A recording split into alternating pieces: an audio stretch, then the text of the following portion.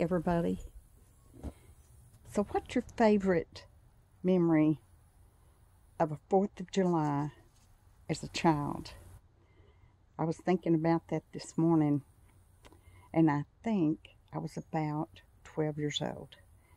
And my daddy had a ski boat. And so one 4th of July we went to this big lake that it's not too far from where we lived. It's called Lake of the Pines. And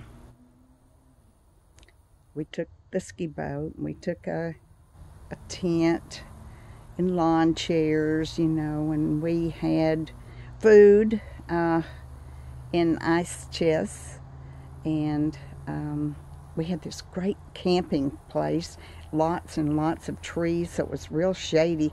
But I'm sitting out here today, and it's hot, and I'm really hot.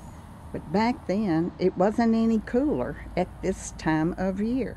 It was hot then too, but the difference was we were more used to being in the heat, because I was about 15 or 16 years old before we even had any air conditioning in my house.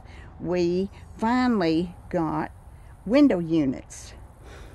And before then, I had one of those water fans, water cooler thingies that you put in your window, and you usually have water, a source of water that drips down this straw stuff on each side of the water cooler. Some of y'all are going to understand exactly what I'm talking about. But in my case, I didn't have any ready source of water, so I had to go out every so often and take the hose and spray off the sides of this, the hay that's in there, the straw that's in there, lining the walls, so that it could generate a little bit cool. Of course, it didn't last long because it was so hot and the water would evaporate quickly. And I don't know why I got on that, because that wasn't a fun memory.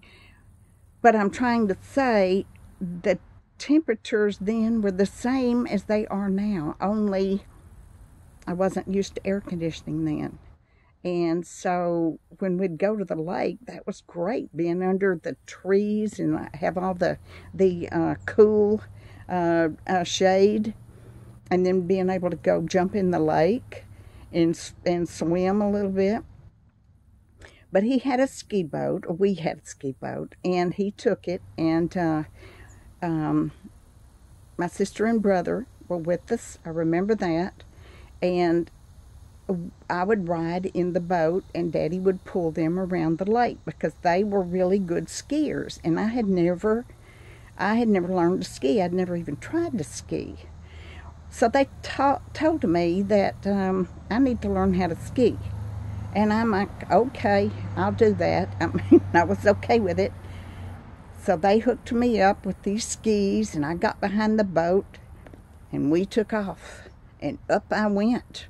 And Daddy went all the way around the lake, this big area, with me pulling on those skis, holding on for dear life. And finally, when it was time to quit, I just slid right on into where the shore was on my skis, and I quit skiing. And they said, why did you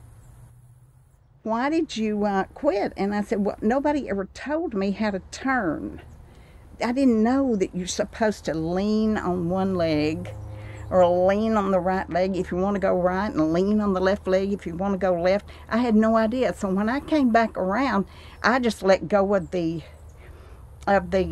rope, the handles that was pulling, and and down in the water I went.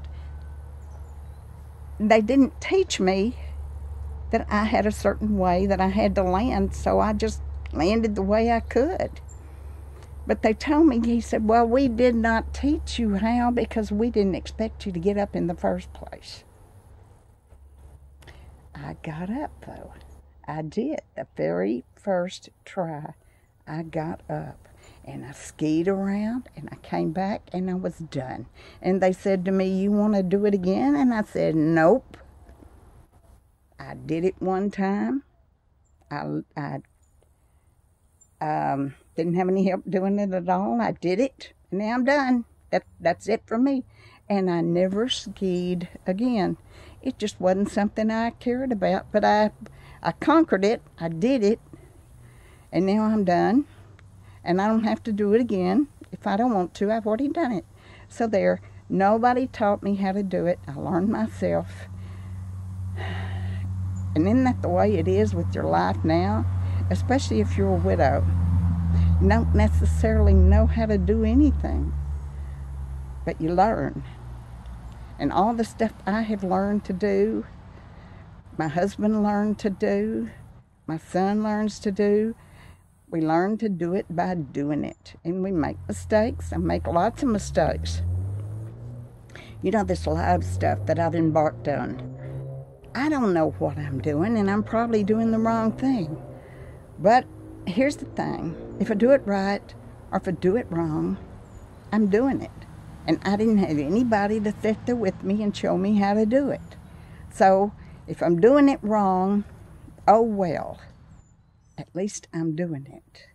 I'm not just sitting back and watching other people do it. I'm doing it too. So there you go. Whatever you want to do, get yourself out there and do it. Now, if it's something super, super hard for you to lift or move or whatever, you can figure out a way to get it done. Because I figured out a way to get it done. Like when I was building this patio and I had to drag the wooden pallets with a rope tied around my waist, and that's how I did it. And I was like 73 years old then. So you're never too old to learn something.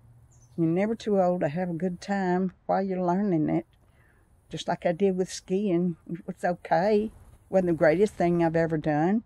And like I said, I did it once. Don't need to do it again. So, if you have trouble figuring out how to do something, so what? I mean, you'll figure it out eventually, and if you don't, you haven't hurt anything. But the thing is getting out there and doing it. Getting out there and proving you can do it. And you don't have to prove anything to anybody but yourself. So, happy 4th of July, everybody. That's my memory when I was a kid, and it was a good memory. And I've had a lot of good memories when I was a kid. I had a good childhood. I got to do a lot of things. And I get to still do a lot of things at age 74, and you can too. Don't let anything stop you. Get out there and do it. Don't let anything hold you back. Okay? All right, everybody. Have a great 4th. I will see you soon. And as always, I hope God is good to you. See you soon. Bye-bye.